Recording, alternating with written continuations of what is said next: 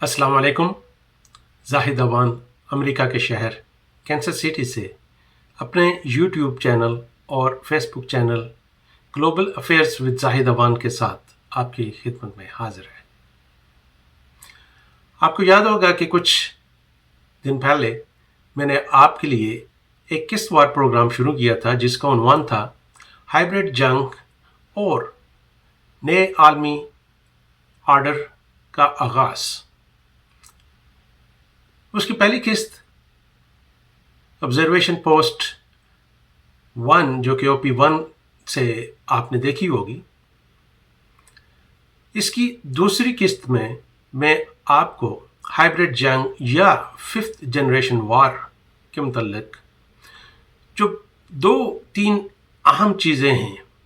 जिनमें cyber attacks, information warfare propaganda और economic warfare, और इस दौरान जो खुफिया एजेंसियां या इदारे जो मालूमात इकट्ठी करते हैं उनके किरदार पर आपसे गुफ्तगू करूंगा। खुफिया इदारों की मालूमात किसी भी मुल्क की सलामती को लाहक खतरात से बचाने के लिए बहुत अहम होती हैं। वो कि ये मालूमात हमेशा सच नहीं होती, लेकिन फिर भी उस मुल्क के अवाम का इन इदारों पर मुकम्मल एतमाद होना चाहिए कि ये इदारे और इनके सरबराह और इनके एहलकार जो भी उनके लिए मालूमात इकट्ठी कर रहे हैं वो सच हैं और उन मालूमात से मुल्क की सलामती के खतरात को काबू किया जा सकता है। इसके अलावा कौमी इदारों जो कि इंटेलिजेंस एजेंसी हैं उन पर भी ये ज़रूरी है कि वो किसी सियासी मकसद या एजेंडे को बिलाताक रखते हुए मुल्क की सालमियत को हर चीज़ पर मुकदम जाने और इसको तरजीह दे। इस वक्त खुफिया इदारों की मालूमात के हुसूल के लिए जो तरीके अपनाए जा रहे हैं वो बहुत पुराने हो चुके हैं और इनमें तब्दीली की अशद ज़रूरत है, क्योंकि बाज़ औक़ात दहाइयों से चले आए एक तरीक़ेकार को नई जिद्दत देने के लिए रीथिंकिंग का रिस्क लेना पड़ता है। अब तक दुनिया के बेशतर ममालिक में जिस तरह खुफिया मालूमात इकट्ठी की जाती थी इनको बहुत ही खुफिया रखा जाता था, क्योंकि इन मालूमात के खुले आम अफशा होने से खुफिया मालूमात के ज़राए को नाकाबिले कबूल नुकसान पहुंचने का खतरा होता था। ये खुफिया इदारे एक ऐसे खुफिया निज़ाम से मुंसलिक होते थे जिसका किसी को कानो कान खबर नहीं होती थी। खुफिया मालूमात को सिक्योरिटी क्लियरेंस के बाद तालों में बंद बक्सों में एक जगह से दूसरी जगह मुंतकिल किया जाता था और फिर इनको बंद कमरों में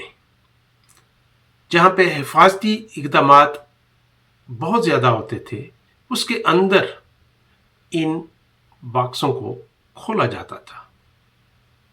और इन खुफिया मालूमात की हिफाजत करना इन खुफिया एजेंसियों के एहलकारों के खून में शामिल होता था। अब अमेरिका की कौमी सलामती के इदारे नेशनल सिक्योरिटी एजेंसी या NSA के बारे में मैं आपको बताता हूं कि वो कई सालों तक इतनी खुफिया रखी गई थी कि कई अशरों तक इसके बारे में किसी को मालूम नहीं था कि ये एजेंसी है भी या नहीं। जब NSA के बारे में लोगों से पूछा जाता था तो वो मजाक में ये कह देते थे कि NSA का मतलब है नो सच एजेंसी, यानी कि इस किस्म की कोई एजेंसी का वजूद ही नहीं है। इसी तरह امریکہ کے خفیہ ادارے CIA کے بارے میں 1970 سے پہلے کسی کو معلوم نہیں تھا، اور اگر حکومتی ارکان سے اس کے بارے میں پوچھا بھی جاتا تو نہ ہی وہ اس کا انکار کرتے تھے اور نہ ہی اقرار۔ لیکن آج جس دور سے ہم گزر رہے ہیں وہ بہت بدل چکا ہے۔ ہر نئے دن معلومات کے حصول اور اس کے پھیلاؤ کے لیے نئی نئی ایجادات سامنے آ رہی ہیں۔ سائبر اٹیک اور انفارمیشن وارفیئر، پروپیگنڈا بہت آگے نکل چکا ہے۔ دنیا اس وقت پرانے طریقوں کی جگہ نئے خفیہ معلومات اکٹھے کرنے کے طریقے سامنے لا رہی ہے، کیونکہ اب خفیہ معلومات کا بر وقت متعلقہ اداروں اور اس سے اثر انداز ہونے والے عناصر تک پہنچانا بہت ضروری ہو گیا ہے۔ اور اگر ان معلومات کو متعلقہ لوگوں تک پہنچنے میں تاخیر ہو جائے تو ملک کو بہت بڑا نقصان ہو سکتا ہے، کیونکہ ملک کے عوام اور اداروں کو دشمن کے سائبر اٹیک اور دوسرے حملوں سے آگاہ کرنے کے لیے اگر آپ کے پاس وقت نہیں ہے تو ان کو بر وقت ان کا مقابلہ کرنے کے لیے تیار بھی نہیں کیا جا سکتا۔ اور اس دوران ملک کے اندر جو ٹیک کمپنی ہیں، ٹیکنالوجیز کی کمپنی ہیں، یا پرنٹ میڈیا ہے یا الیکٹرانک میڈیا ہے، وہ ان کے مالکان کچھ ایسے فیصلے کر بیٹھتے ہیں کہ ان سے ہونے والا نقصان کا ازالہ بہت مشکل ہو جاتا ہے۔ آج کا دور اوپن سورس کا دور ہے، اور اوپن سورس انٹیلیجنس کو خفیہ معلومات کا بنیادی عنصر بنایا جا سکتا ہے، لیکن اس کے لیے خفیہ اداروں کو اپنے اہلکاروں کے لیے نئی ٹریننگ کا بندوبست کرنا پڑے گا۔ بہت سے ترقی یافتہ ممالک اب پرانے اور بوسیدہ خفیہ معلومات کے طریقوں سے باہر نکل رہے ہیں، اور ملک کے شہریوں اور ٹیک کمپنیوں، الیکٹرانک اور پرنٹ میڈیا سے براہ راست رابطہ رکھا جا رہا ہے تاکہ خفیہ معلومات کا بر وقت تبادلہ ہو سکے اور ملک کو کسی بڑے نقصان سے بچایا جا سکے۔ یہ تبدیلی آسان کام نہیں، لیکن ملک کی سالمیت کو پیش نظر رکھتے ہوئے خفیہ اداروں کے سربراہان کو اپنی سوچ میں تبدیلی لانا ہوگی۔ اس کے لیے new communication skills, different mindset اور آرٹیفیشل انٹیلیجنس کے ساتھ ساتھ نیو ٹولز کی ضرورت پڑے گی۔ اب صرف خفیہ معلومات کو ڈی کلاسیفائی کرنے سے کام نہیں چلے گا۔ عمومی طور پر ملک کے خفیہ ادارے حکومت کے خاص عہدیداروں کے ماتحت کام کرتے ہیں، اور ملک کی سلامتی سے متعلق آنے والے خطرات اور عالمی رائے عامہ کے رخ کے تعین کی معلومات صرف ملک کے سربراہ، فوج کے اعلیٰ کمانڈروں اور کچھ دوسری حکومتی شخصیات تک یہ معلومات پہنچاتے ہیں۔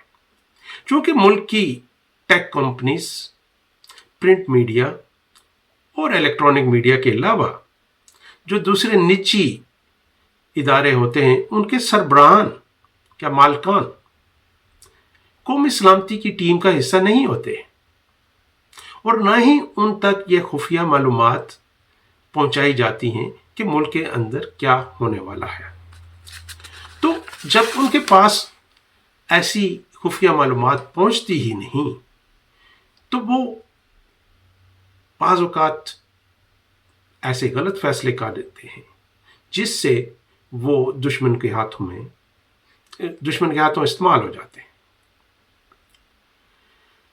اور یہی جو ادارے ہیں، tech companies, print media, electronic media اور اس کے علاوہ ملک کے دوسرے نجی NGOs اور دوسرے نجی ادارے، ان کے فیصلے اور ان کی پالیسیز جو ہیں وہ ملک کی پالیسی اور ملک کی سلامتی پر بہت اثر انداز ہوتے ہیں۔ اس وقت پوری دنیا کا نظام کمپیوٹر سسٹم اور اس میں استعمال ہونے والے سافٹ ویئر پر چل رہا ہے، اور اس سافٹ ویئر میں کمزوریوں کا فائدہ اٹھاتے ہوئے ملک دشمن قوتیں آسانی سے سائبر اٹیک کرتی ہیں۔ آپ کو معلوم ہے کہ ہر لمحے معلومات کی تلاش میں دنیا بھر سے کروڑوں افراد نہ صرف معلومات دیکھ رہے ہیں بلکہ ان کو آگے شیئر بھی کر رہے ہیں، جس سے نہ صرف ملک دشمن قوتیں بلکہ معاشی اور اقتصادی مقابلے والے ممالک اس خاص الگورتھم کے ذریعے اپنے مقاصد کے حصول کے لیے اپنے ٹارگٹس کی نشاندہی کر لیتے ہیں، اور پھر ان ٹارگٹس تک اشتہارات کی صورت میں، جھوٹی خبروں کی صورت میں، پروپیگنڈے کی صورت میں، سٹاک مارکیٹ کی اتار چڑھاؤ کی صورت میں، توانائی سے تعلق رکھنے والی مصنوعات کی قیمتوں پر اثر انداز ہونے کے علاوہ اس ملک کی خفیہ معلومات کی چوری کرنے کے لیے سائبر اٹیک کیے جاتے ہیں۔ آج کی سائبر دنیا میں کاروبار دنیا صرف کاروبار دنیا نہیں رہا۔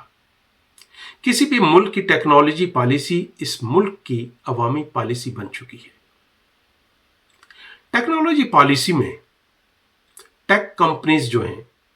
ان کے سربراہان حکومتی عہدیدار نہیں ہوتے، لیکن ان کے فیصلے ملک کی تمام پالیسیوں پر اثر انداز ہوتے ہیں۔ آج کے گلوبل انفارمیشن دور میں کسی بھی ملک کے عام شہری اور نجی ادارے آسانی سے ہدف بن جاتے، اور آج بھی دوسرے ملکوں کے وسائل پر قبضے کے لیے سائبر اٹیک ہوتے ہیں،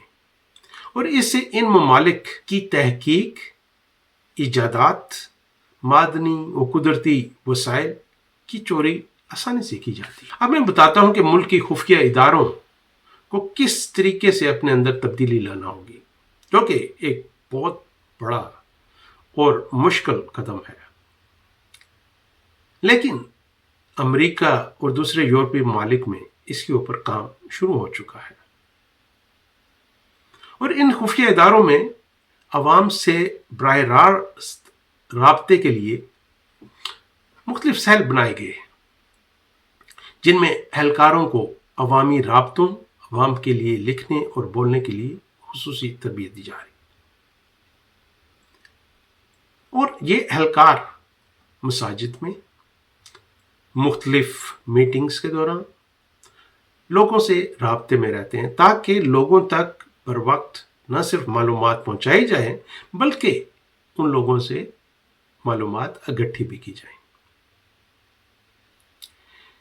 ایسے سیل میں ملک کی ہر نجی شعبے میں tech companies, electronic and print media, agriculture industry, education, social media, import export اور کارگو سے تعلق رکھنے والی نجی کمپنیوں کے مالکان کے ساتھ براہ راست رابطے کے لیے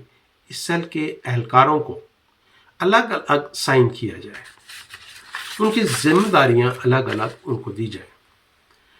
جب ملک کی سلامتی کو خطرات کے معلومات خفیہ اداروں کو ملیں تو فوری طور پر یہ معلومات متعلقہ نجی کمپنیوں کے مالکان تک پہنچائی جائے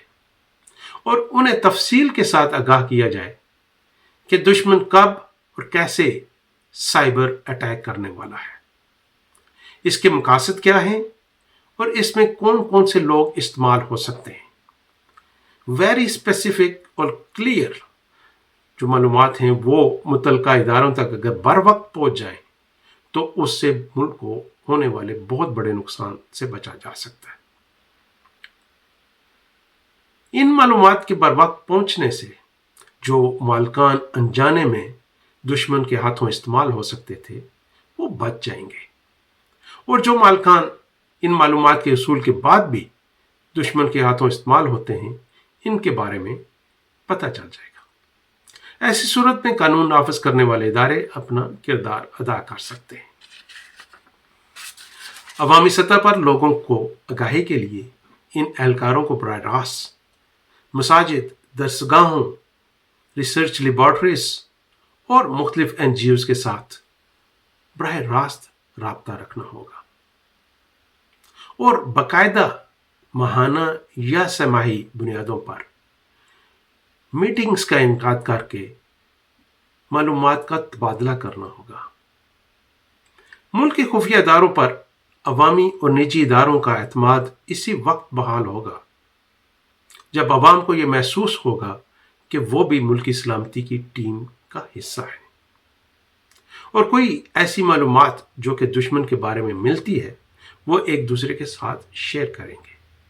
اس سے نہ صرف ملک کا دفاع مضبوط ہوگا بلکہ ہمارے اداروں پر عوام کا اعتماد بھی پختہ ہوگا۔ اللہ تعالیٰ آپ سب کو اپنے حفظ و ایمان میں رکھے۔ آئندہ قسط میں آپ کو وہ چیزیں بتاؤں گا جہاں پہ سائبر اٹیک کیا جاتا ہے اور اس سے ملک کو ایسا نقصان پہنچتا ہے کہ جو نظر نہیں آتا لیکن ملک کو اندر سے دیمک کی طرح ختم کر دیتا ہے۔ اس کی اکانومی تباہ ہو جاتی ہے اور اس کی ڈیفینس میکانزم جو ہے وہ ناکارہ ہو جاتا ہے۔ تو تب تک کے لیے مجھے اجازت، اللہ حافظ۔